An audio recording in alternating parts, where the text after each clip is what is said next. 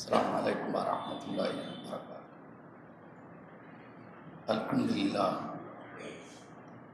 نحمده ونستعينه ونستغفره ونعوذ بالله من شرور أنفسنا وسيئات أعمالنا.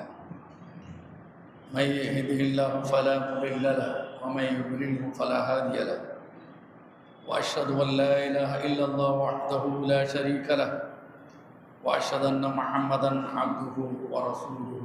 أما بعد، فقد قال الله تعالى في القرآن العظيم: أعوذ بالله من الشيطان الرجيم، اتقوا الله الذي تساءلون به والأرحام إن الله كان عليكم رقيبا. اتقوا الله وقولوا قولا سديدا يصلح لكم أعمالكم ويغفر لكم ذنوبكم، ومن يطع الله ورسوله فقد فاز فوزا عظيما. اتقوا الله حق تقاته ولا تموتن إلا وأنتم مسلمون. ولا يحسبن الذين يبخلون بما آتاهم الله من فضله وخيرا لهم بل هو شر لهم، سيطوقون ما بخلوا به يوم القيامة ولله ميراث السماوات والأرض والله بما تعملون خبير. கண்ணியத்துக்குரிய இல்லாமல்ல அல்லாவின் நல்லடியார்களே, அல்லாவுடைய பேரருளால் அல்லாவுடைய மார்க்கத்தை அறிந்து கொள்வதற்காக அல்லாவுடைய ஆலயம் மஸ்ஜித் முபாரக்கில் ஜும்மா நிறுத்து நாம் அமர்ந்திருக்கிறோம். இந்த வாய்ப்பை வழங்கிய இல்லாமல்ல அல்லாவுக்கு அனைத்து போனும் உண்டாட்டுமாக. நாமெல்லாம் புனித ரமலானில் நோன்பு நூற்றவர்களாக இங்கு நாம் அமர்ந்திருக்கிறோம். நோன்பு கடமையாக்கப்பட்டதனுடைய நோக்கத்தை பல்வேறு கட்டங்களில் நாம் கேட்டிருக்கிறோம். இந்த நோன்பு இறைவனை பற்றிய அச்சத்தை, பயத்தை நமக்கு ஏற்படுத்துகிறது. அல்லாஹ்வை யாரும் இந்த உலகில் கண்ணால் காண இயலாது, காண முடியாது என்பதை நாம் கேட்டிருக்கிறோம். நபி மூசா அலைஹிஸ்ஸலாத்து வஸ்ஸலாம் அவர்கள் அல்லாஹ்வை காண வேண்டும் என்று வேறவா கொண்ட போது அல்லாஹ் என்னை நீ காணவே முடியாது என்றான். ஆனாலும் நீ இந்த மலையை பார், அந்த மலையை பார்க்கிற போது நீ திடமாக இருந்து கொள் என்றெல்லாம் சொல்லி அந்த மலையில் ஒரு பேரொளியை காட்சிப்படுத்தினான். அதை கண்டே அவர் மூர்ச்சையாகி விழுந்து விட்டார் என்பதை குர்ஆன் நமக்கு சொல்லி காட்டுகிறது. அல்லாஹ்வை இந்த உலகில் காண முடியாது என்பதற்கு இது ஒரு மிகச்சான்றாக இருக்கிறது. மறைவானவன் ஆனால் அரசில் அமைந்திருக்கிறான் என்கிற நம்பிக்கையை நாம் கொண்டிருக்கிறோம். மறைவான ஒருவனை நம்பிக்கை கொண்டு நம்முடைய வாழ்க்கையில் எது நல்லது கெட்டது என்று முடிவு செய்து நல்லதை உள்வாங்கிக் கொண்டு கெட்டதை நாம் வெளிப்படுத்தி அதை புறக்கணித்து கொண்டு வாழ்வதுதான், அப்படிப்பட்ட ஒரு வாழ்க்கையை நாம் நடைமுறைக்கு கொண்டு வருவதுதான் இந்த நோன்பு நமக்கு தருகிற பாடம். அல்லாஹ் எங்கிருந்தாலும் அவன் நம்மை கண்காணிக்கிறான், பாதுகாக்கிறான், பார்த்து கொண்டிருக்கிறான். அதே போன்று அல்லாஹ் எப்படி மறைவானவனோ அதுபோல நாம் இறந்ததற்கு பிறகு அல்லாஹ் நமக்கு தரக்கூடிய வாழ்க்கையும் அதுவும் மறைவானதுதான். அது நல்ல வாழ்க்கையாக இருந்தாலும் சரி, கெட்ட வாழ்க்கையாக இருந்தாலும் சரி, அதுவும் மறைவானதுதான். அந்த மறைவானதை நம்பித்தான் நாமும் என்ன செய்கிற உலகத்தில் வாழ்கிறோம். நாம் செய்யக்கூடிய நல்லவைகள் எதற்காக?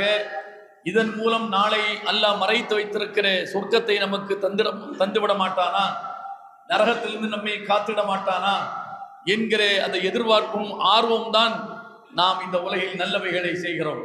அந்த மறைவான சொர்க்கத்தை அடைவதற்கு, அல்லாஹ் மறைத்து வைத்திருக்கிற நரகத்திலிருந்து நம்மை காத்துக் கொள்வதற்காக இதை நாம் செய்கிறோம்.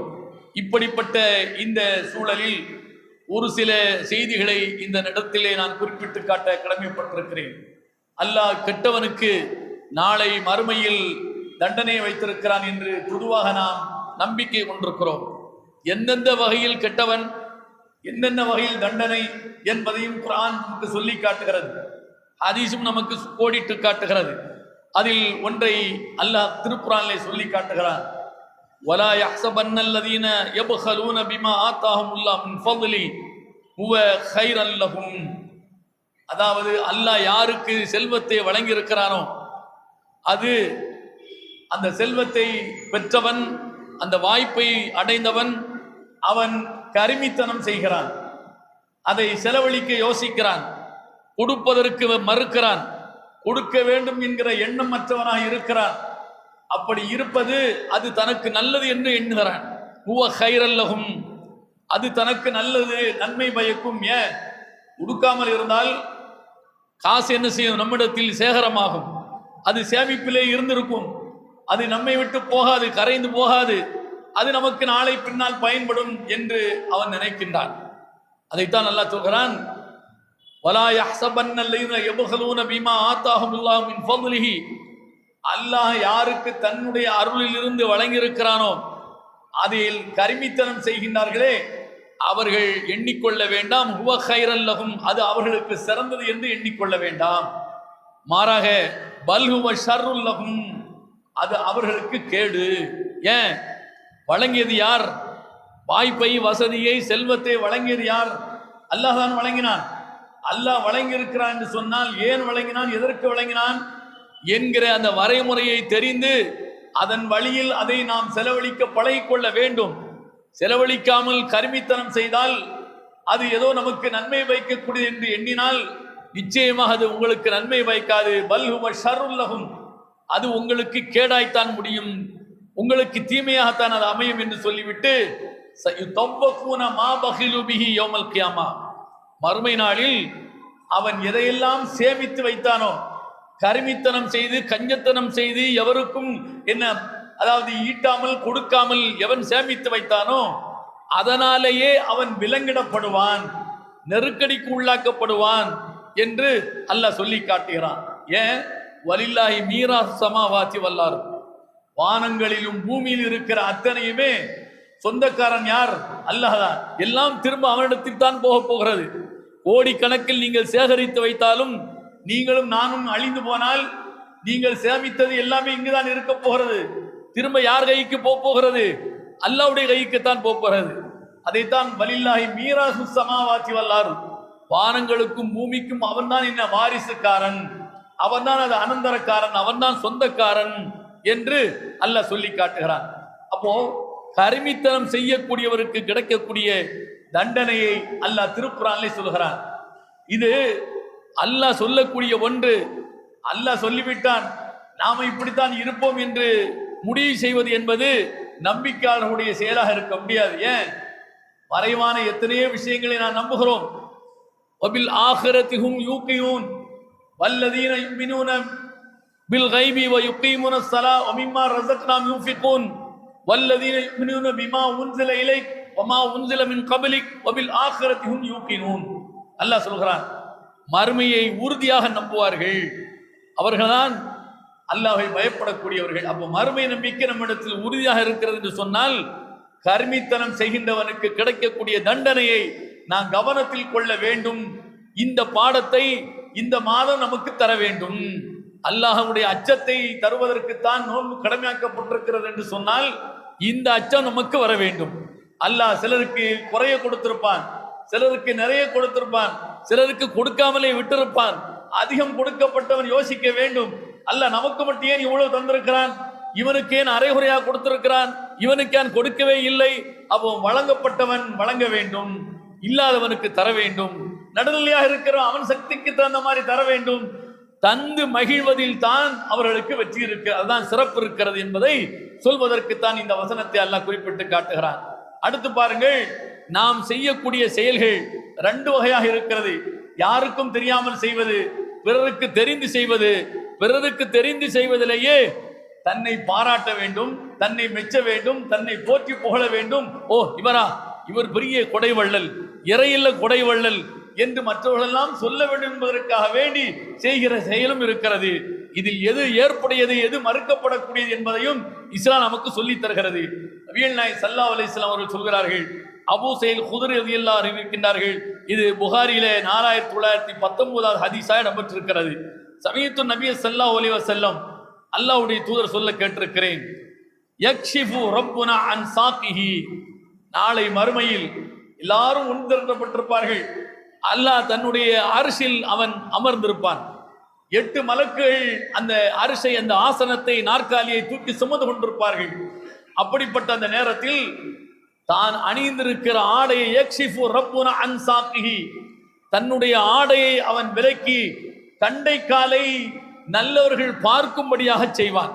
ஆடையை தூக்குனா என்ன தெரியும்? கால் தெரியும். அல்லாஹ்வுக்கு கால் இருக்கா? கால் இருக்கிறது. கை இருக்கிறதா? கை இருக்கிறது. எல்லாம் இருக்கிறது. எப்படி நம்ம கால் மாதிரியா நம்ம கை மாதிரியா அதெல்லாம் தெரியாது.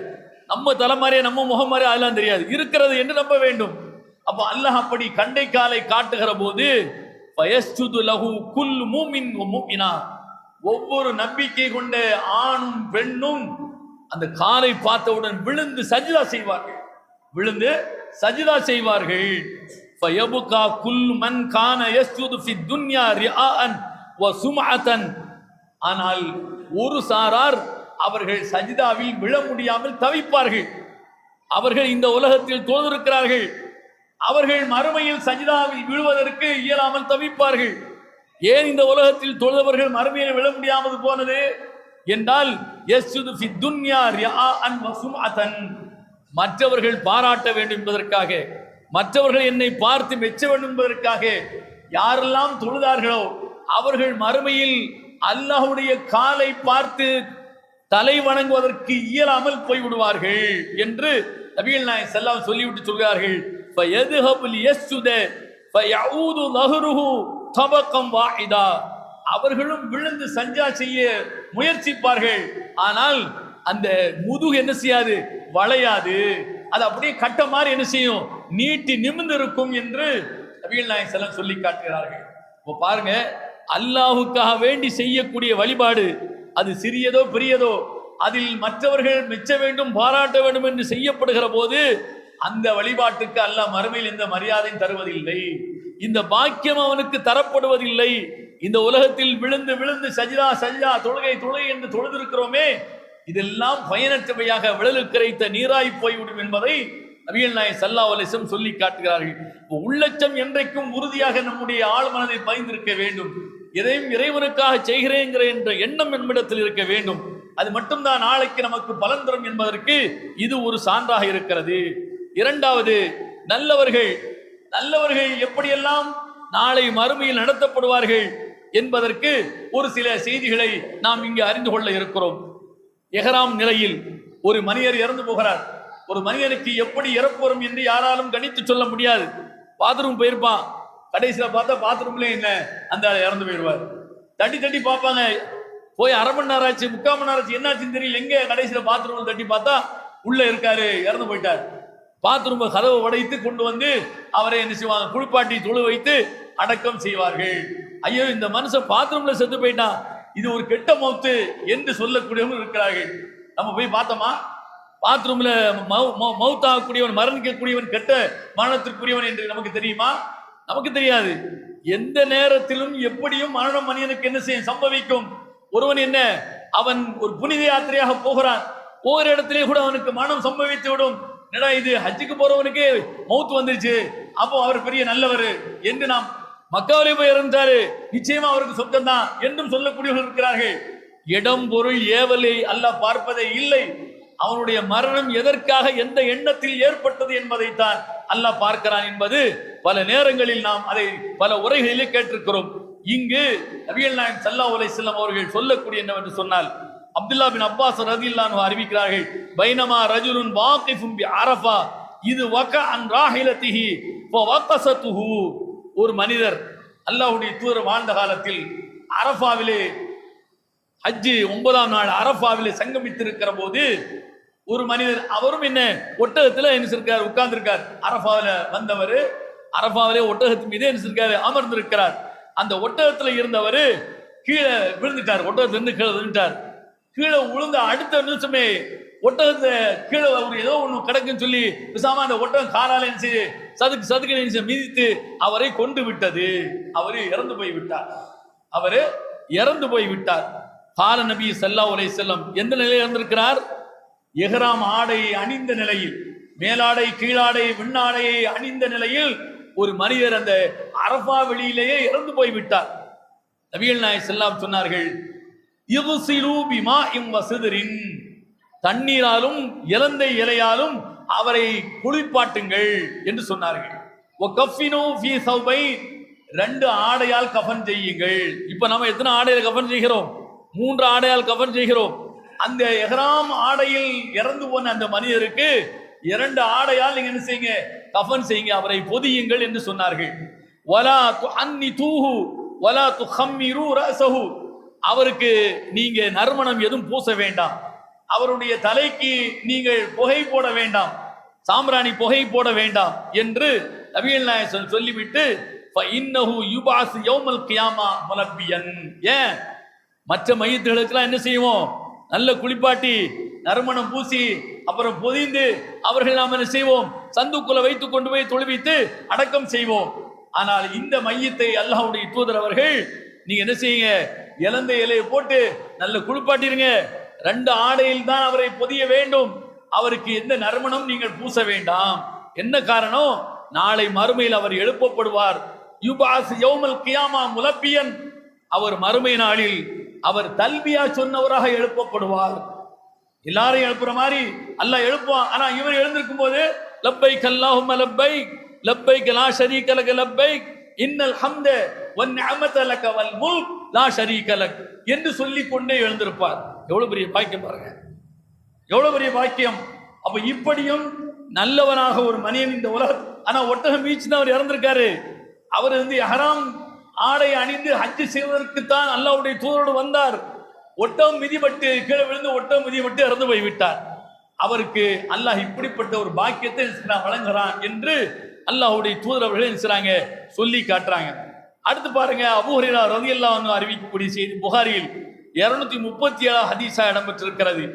குல்லு கல்மின் யுக்லமுஹு முஸ்லிம் ஃபீ சபீலில்லாஹ், குல்லு கல்மின் யுக்லமுஹு அல் முஸ்லிம் ஃபீ சபீலில்லாஹ், ஒவ்வொரு காயமும் அந்த ஒரு முஸ்லிம் அல்லாஹ்வுடைய பாதையில் அவனுக்கு விழுகிற அந்த ஒவ்வொரு காயம் எதிரியால் வெட்டப்படுவான், குத்தப்படுவான், தாக்கப்படுவான், காயத்துக்குள்ளாக்கப்படுவான். அப்படி காயம் ஏற்படுத்தப்படக்கூடிய ஒரு முஸ்லிமுக்கு அவனுக்கு ஏற்பட்டிருக்கிற ஒவ்வொரு காயமும் யகூனு யௌமல் கியாமதி, நாளை மறுமை நாளில் அது எப்படி அவனுக்கு இருக்கும் என்று சொன்னால் கஹைஅத்திஹா இது துஇனத் தஃபஜ்ஜரு தமன், அது எப்படி இந்த உலகத்தில் குத்துப்பட்டு வெட்டுப்பட்டு காயம் ஏற்பட்டு அதன் வழியாக ரத்தம் பீரிட்டதோ அதே நிலையில் அந்த மனிதன் எழுப்பப்படுவான். அதே நிலையில் காயத்தோடு ரத்தம் வழிந்தோடுகிற நிலையில் அந்த மனிதன் மறுமையில் எழுப்பப்படுவான் என்று நபிகள் நாயகம் ஸல்லல்லாஹு அலைஹி வஸல்லம் சொன்னார்கள்.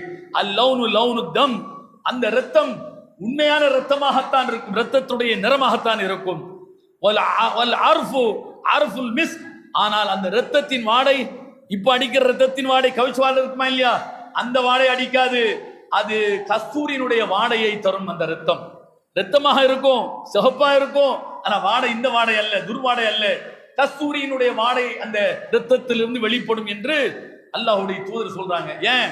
அவர் அல்லாஹ்வுடைய பாதையில் குத்துப்பட்டிருக்கிறார், அல்லாஹ்வுடைய பாதையில் வெட்டப்பட்டிருக்கிறார், அல்லாஹ்வுடைய பாதையில் காயப்படுத்தப்பட்டிருக்கிறார். ஆதலால் அந்த நிலையிலேயே அவர் இறந்திருக்கிறார், அந்த நிலையிலேயே அவர் எழுப்பப்படுவார் என்று நபிகள் நாயகம் ஸல்லல்லாஹு அலைஹி வஸல்லம் சொல்லி காட்டுறாங்க. அப்போ ஒரு மனிதனுடைய இறுதி நிலை என்ன என்பதுதான் இங்கு கவனிக்கப்படுகிறது. அந்த நிலையில், அந்த எண்ணத்தில், அந்த செயலில் இருக்கிற போது அவனுக்கு மரணம் சம்பவிக்கும் என்று சொன்னால் அதே நிலையில், அதே எண்ணத்தில் அல்லாஹ் மனிதனை மறுமையிலே எழுப்புகிறான் என்பதை இந்த ஹதீஸ் நமக்கு உணர்த்துகிறது. அடுத்து பாருங்க, இன்னொரு செய்தி நபிகள் நாயகம் ஸல்லல்லாஹு அலைஹி சொல்கிறார்கள். அபீ ஹுரைரா ரலியல்லாஹு அன்ஹு அறிவிக்கின்ற செய்தி, கால ரசூலுல்லாஹி ஸல்லல்லாஹு அலைஹி வஸல்லம் அஜிபல்லாஹு மின் கௌமி யதுகுலுனல் ஜன்னா ஃபிஸ் ஸலாசில். அல்லாஹ் ஆச்சரியப்படுகிறான், அல்லாஹ் ஆச்சரியப்படுகிறான். யாரை பார்த்து? ஒரு சாரார் சொர்க்கத்துக்குள் போகிறார்கள். அந்த சொர்க்கத்துக்கு நுழைகின்றவர்களுடைய கை கால்கள் எல்லாம் சங்கிலியால் பிணைக்கப்பட்டிருக்கிறது. அதே நிலையில் அவர்கள் சொர்க்கத்துக்கு போகிறார்கள்.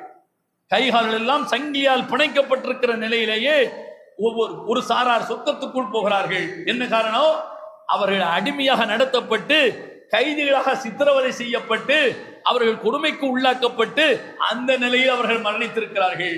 ஆனால் மனம் தளராமல் இறைவன் மீது நம்பிக்கை முழுமையாக ஆழமாக கொண்டிருந்ததனுடைய விளைவு அதே நிலையில் இறந்தார்கள், அதே நிலையில் மறுமையில் எழுப்பப்பட்டு சொர்க்கத்திற்கு அனுப்பப்படுகிறார்கள் என்பதை நபிகள் நாயகம் ஸல்லல்லாஹு சொல்லி காட்டுகிறார்கள். ஒரு மனிதனுடைய இறப்பின் முடிவு என்ன? யுபஅஸூன அலா நிய்யாத்திஹிம், நபிகள் நாயகம் ஸல்லல்லாஹு சொல்கிறார்கள். அதைத்தான் எல்லாரும் கடை வீதிக்கு போறாங்க, ரமலான் பர்ச்சேஸ்க்காக வேண்டி, அல்லது மார்க்கெட்டுக்கு போறாங்க, காய்கறி வாங்குறதுக்காக வேண்டி, அல்லது வேறு வேறு பொருள் வாங்குவதற்காக வேண்டி போறாங்க. நல்ல நோக்கத்திற்கு தான் கடை வீதிகளுக்கு செல்கிறார்கள். திடுதிப்பென்று இறைவனுடைய தண்டனை வேதனை வந்து மொத்தமாக அந்த ஊரே அழிந்து போகிறது. மொத்தமாக ஊரே அழிந்து போகிறது. அழிக்கப்பட்ட அந்த ஊரில் நல்லவர்களும் வாழ்ந்திருப்பார்கள், கெட்டவர்களும் வாழ்ந்திருப்பார்கள். ரெண்டும் தான் அழிக்கப்படுகிறார்கள், இரு சாராரும் தான் அழிக்கப்படுகிறார்கள். அப்போ இவங்க என்ன பாவம் பண்ணாங்க, ஏன் இவங்க சேர்ந்து அழிக்கப்படுகிறார்கள் என்று ஆயிஷா நாயகி ரலியல்லாஹு அன்ஹா நபியிடத்தில் கேட்கிறார்கள். அப்போது நபிகள் நாயகம் சொன்னார்கள், யுபஅஸூன அலா நிய்யாத்திஹிம், தண்டனை வருகிற போது நல்லவங்க எல்லாம் ஓரமா போங்க, கெட்டவங்க எல்லாம் இந்த பக்கம் வாங்கோ அப்படி சொல்லி எல்லாம் தண்டனை இறக்க மாட்டான், ஒரேடியாக இறக்கிடுவான். ரெண்டு சேர்ந்து தான் அழிக்கப்படுவார்கள். ஆனால் அல்லாஹ் எழுப்பானா இல்லையா மறுமை நாளில்? அந்த நாளில் எவன் என்ன எண்ணத்தில் மரணித்தான் என்ற நிலையில் தான் எழுப்பப்படுவான். நல்ல எண்ணம் கொண்டவனாக அந்த அழிவில் அவன் மரணித்திருந்தால் அந்த எண்ணத்தில் அல்லாஹ் அவனை எழுப்புவான். கெட்ட எண்ணம் கொண்டவனாக அந்த விபத்தில் அந்த அழிவில் மரணித்திருந்தால் அந்த எண்ணத்தில் அவன் எழுப்பப்படுவான் என்பதை நபிகள் நாயகம் ஸல்லல்லாஹு அலைஹி வஸல்லம் சொல்லி காட்டுகிறார்கள். அதுதான் இந்த மேற்கண்ட செய்திகளிலே நமக்கு புலப்படுகிறது. அடுத்து பாருங்கள், நபிகள் நாயகம் ஸல்லல்லாஹு அலைஹி வஸல்லம் சொல்லி காட்டக்கூடிய இன்னொன்று, ஈஸா இப்னு அபீ தல்ஹா, ஈஸா இப்னு தல்ஹா قال كنت عند معاويه ابن ابي سفيان, நான் முஆவியா பின் அபி சுஃபியான் இடத்தில் இருந்தேன். ஃபஜாஅஹுல் முஅத்தின், அப்போ பாங்கு சொல்லக்கூடியவர் வந்தார். பாங்கு சொல்லக்கூடியவர் வந்தார். வந்ததும் யதுஊஹு இலஸ்ஸலா, அவர் தொழுகைக்காண்டி நீங்க பாங்கு சொல்லுங்க அப்படி சொல்லி நினைச்சாங்க, சொன்னாங்க. அவர் தொழுகைக்காண்டி பாங்கு சொன்னார். கால முஆவியா சொன்னார், சமீத்து ரசூலுல்லாஹி ஸல்லல்லாஹு அலைஹி வஸல்லம் அல் முஅத்தினூன் அத்வலுன் நாஸி ஆனாகன் யௌமல் கியாமா, பாங்கு சொல்லி தொழுகைக்காக அழைக்கின்றார்களே இவர்கள் நாளை மறுமையில் எழுப்பப்படுவார்கள். எப்படி எழுப்பப்படுவார்கள்? இப்போ இந்த தலைமுறை அல்லது முந்தைய தலைமுறை அல்லது ஒரு கிட்டத்தட்ட 1000 ஆண்டுகளோ அல்லது ஒரு 2000 ஆண்டுகளோ மனிதர்களுடைய உயரம் வளர்ச்சி என்ன, மிஞ்சி மிஞ்சி போனா அதிகப்படியாக 7.5 அடி அல்லது 8 அடி இருக்கும். ஆக குறைந்தபட்சம் 5.5 அடி 5 அடி, ஆக ரொம்ப குறைஞ்சது 4 அடி 3 அடி, இந்த இடைப்பட்ட உயரத்தில் தான் மனிதன் இருக்கிறான். ஆனால் மறுமையில் எந்த உயரத்தில் இருந்தாலும் அத்தனை பேருமே அதே நிலையில் என்ன செய்யப்படுவாங்க, எழுப்பப்படுவார்கள். இந்த பாங்கு சொன்ன முஅத்தின் இருக்காரா இல்லையா, இவரை அல்லாஹ் எப்படி எழுப்பான் என்று சொன்னால் அல்லாஹ்வுடைய தூதர் சொல்லி காட்டுகிறார், அத்வலுன் நாஸ் ஆனாகன் யௌமல் கியாமா, மற்ற மனிதர்களை எல்லாம் விட அவருடைய கழுத்து உயர்ந்ததாக என்ன செய்யும், எழுப்பப்படும். கழுத்து உயர்ந்ததாக இருக்கும் என்று என்ன செய்யறாங்க சொல்றாங்க, நீளமாக இருக்கும் அவருடைய கழுத்து. நீளமா இருக்கும்னா என்ன அர்த்தம்? தூரத்திலிருந்து பார்த்தாலும் ஓ இவர் பாங்கு சொன்னவர், இவர் முஅத்தின் என்று அடையாளம் காண்கிற நிலையில் அந்த மனிதன் எழுப்பப்படுவான். அப்போ ஒரு சாதாரண ஒரு செயல், நம்ம என்ன சொல்றோம், அவர் முஅத்தின், அவர் பிலால் என்று இலக்காரமாக நடத்துகின்ற ஒரு நிலையை சமுதாயத்திலே பார்க்கிறோம். ஆனால் அவருக்கு உண்மையிலேயே தொழுகைக்காக வேண்டி அழைக்கிற பணியை இறைவனுக்காக அவர் செய்திருப்பார் என்று சொன்னால் நிச்சயமாக மற்றவர்களை எல்லாம் விட அவர் உயரத்தில் மற்றவர்களால் பார்க்கப்படுகிற அளவிற்கு உயர்ந்த மனிதராக அவரை அல்லாஹ் நிச்சயவான் மறுமையில் எழுப்புவான் என்பதை நபிகள் நாயகம் ஸல்லல்லாஹு அலைஹி வஸல்லம் சொல்லி காட்டுகிறார்கள். முஸ்லிமிலே 631வது செய்தியாக இடம்பெற்றிருக்கிறது. அடுத்து நபிகள் நாயகம் ஸல்லல்லாஹு அலைஹி வஸல்லம் அவர்கள் சொல்லக்கூடிய இன்னொரு செய்தியை பார்க்கிறோம். இது அன்றாடம் தொழுகையாளிகள் நடைமுறைப்படுத்தக்கூடிய அங்க சுத்தம், அதாவது உறுப்புகளை சுத்தம் செய்கிற அந்த ஒது செய்வது, இது குறித்து அல்லாஹ்வுடைய தூதர் என்ன சொல்கிறார் என்று பார்ப்போம். அபூ ஹுரைரா ரலியல்லாஹு அன்ஹு அறிவிக்கிறார்கள், அன்ன ரசூலுல்லாஹி ஸல்லல்லாஹு அலைஹி வஸல்லம் قال இன்ன ஹௌலி அபஅது மின் ஐலா மின் அதனின் லஹு அஷத்து பயாதம் மின ஸல்ஜி, என்னுடைய ஹவுத் இருக்கிறது. ஹவுத் என்று சொன்னால் தடாகம். பழைய பள்ளிவாசல்கள் எல்லாம் என்ன ஹவுது ஹவுதுன்னு சொல்லி வச்சிருப்பாங்க, கட்டி வச்சிருப்பாங்க. அந்த ஹவுத் என்பது நீர் தடாகம். அந்த நபி அவர்கள் சொல்றாங்க, என்னுடைய ஹவுத் என்றால் நாளை மறுமையில் அவர்களுக்கு அல்லாஹ் என்ன ஹவுதுல் கௌசர் என்ற ஒரு நீர் தடாகத்தை அல்லாஹ் நிச்சயமான் வழங்குவான். அந்த நீர் தடாகத்தின் தலைமாட்டில் அல்லாஹ்வின் தூதர் அமர்ந்திருப்பார்கள். அதனுடைய 2 ஓரங்களிலும் நட்சத்திரங்களினுடைய எண்ணிக்கை விஞ்சும் அளவிற்கு கோப்பைகளும் குவளைகளும் அடுக்கப்பட்டிருக்கும். நல்லவர்கள் அதை நோக்கி வருவார்கள். கோப்பையை எடுத்து குவளையை எடுத்து அந்த தண்ணீரை அள்ளி என்ன செய்வார்கள், மொண்டு குடிப்பார்கள். பலருக்கு அது மறுக்கப்படும், பலர் பின்னோக்கி இழுத்து செல்லப்படுவார்கள். அப்படிப்பட்ட ஒரு சூழல் நாளை மறுமையில் நாளை மறுமையில் ஏற்படும். அப்ப நபிகள் நாயகம் ஸல்லல்லாஹு அலைஹி வஸல்லம் ஐயையோ ஐயையோ அஸ்ஹாபி அஸ்ஹாபி என்று சொல்வார்கள். இவர் என்னுடைய தோழர், என்னுடைய தோழர், என்னுடைய தோழர் என்றால் என்ன? சஹாபியை சொல்கிறார்கள். அவர்கள் உயிரோடு வாழ்ந்த காலத்தில் அல்லாஹ்வுடைய தூதரை நேருக்கு நேராக சந்தித்து நம்பிக்கை கொண்டவர் தான் சஹாபி, அவர்தான் நபி தோழர். அந்த நபி தோழரை நாளை மறுமையில் தண்ணீர் அருந்த விடாமல் பின்னோக்கி இழுத்து செல்லப்படுவார் என்பதை ஹதீஸில் நபிகள் நாயகம் சொல்லி காட்டுறாங்க. அப்படி இழுத்து செல்லப்பட அவருக்கு தண்ணீர் தரப்படாது, மறுக்கப்படும். அப்போ நபி அவர்களுக்கு சொல்லப்படும், உங்களுக்கு தெரியாது, உங்களுக்கு நீங்க உலகத்தில் இருக்கும்போது தெரியும் இவர் உங்க தோழர், உங்க உடைய நிசார் இருந்தாரு, உங்க உடைய தொழுதாரு, நீங்க சொன்னதெல்லாம் கேட்டாரு. நீங்க எப்போ இறந்து விட்டீர்களோ அப்போது அவர் செய்தது உங்களுக்கு தெரியுமா? இந்த உலகத்தை எப்படி வாழ்ந்தார் தெரியுமா? தெரியாது. அவர் புதுமைகளை புகுத்தினார், நீங்கள் சொல்லாததை அல்லாஹ் காட்டாததை எல்லாம் செய்தார்.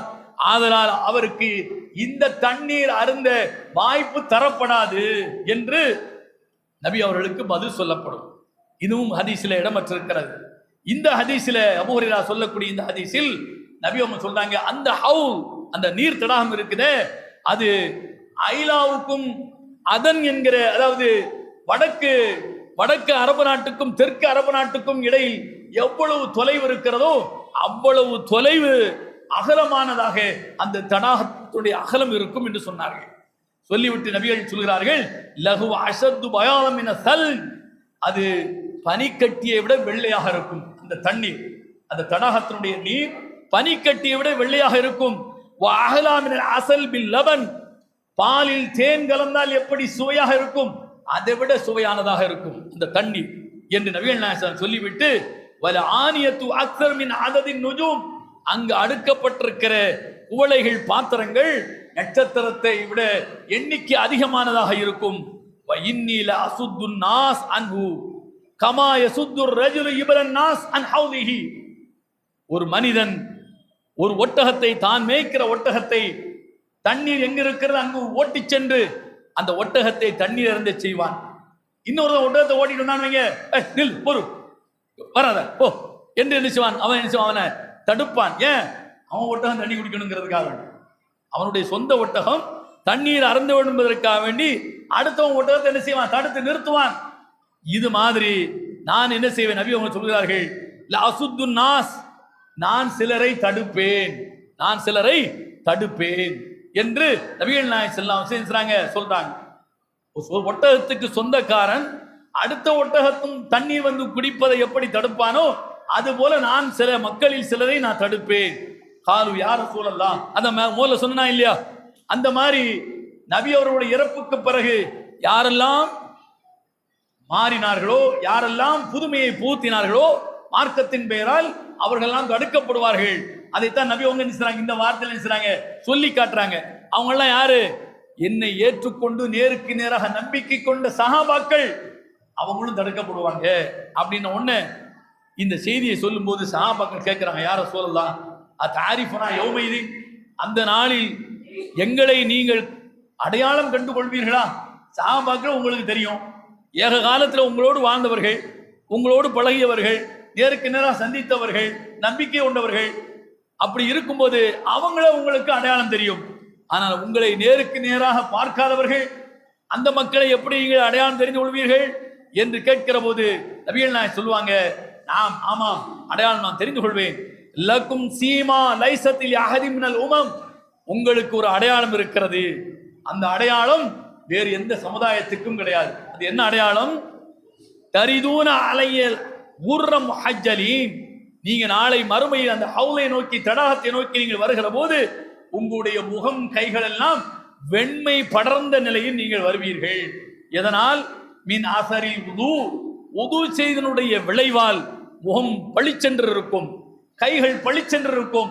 அப்போ இவரு என்னுடைய சகோதரர், இவரு என்னுடைய சகோதரர், முதலில் நான் தடுக்கப்பட்டாரே அவர் என்னுடைய தோழர்களாக இல்லாத அடுத்த காலத்தவர்கள் எல்லாமே நபிக்கு சென்று காட்சி தரும். இதை பார்த்து நபிகள் நாயகம் ஸல்லல்லாஹு அலைஹி வஸல்லம் அவர்கள் அடையாளம் கண்டு கொள்வார்கள் என்று இந்த செய்தியை நபிகள் நாயகம் ஸல்லல்லாஹு அலைஹி வஸல்லம் அவர்கள் சொன்னதாக அபூ ஹுரைரா அறிவிக்கின்றார்கள். முஸ்லிமில இது 416வது செய்தியாக இருக்கிறது. பாருங்கள், ஒரு சின்ன ஒரு செயல், கை கால்களை சுத்தம் செய்வது, அதை முறையாக ஒழுங்காக நாம் சுத்தம் செய்து பழகி வந்தோம் என்று சொன்னால், சுத்தம் செய்து வந்தோம் என்று சொன்னால் இதனுடைய நன்மை நாளைக்கு நமக்கு என்ன அபரிமிதமானதாக இருக்கும் என்பதை இந்த செய்தியில அல்லாஹ்வுடைய தூதர் சொல்லி காட்டுகிறார்கள்.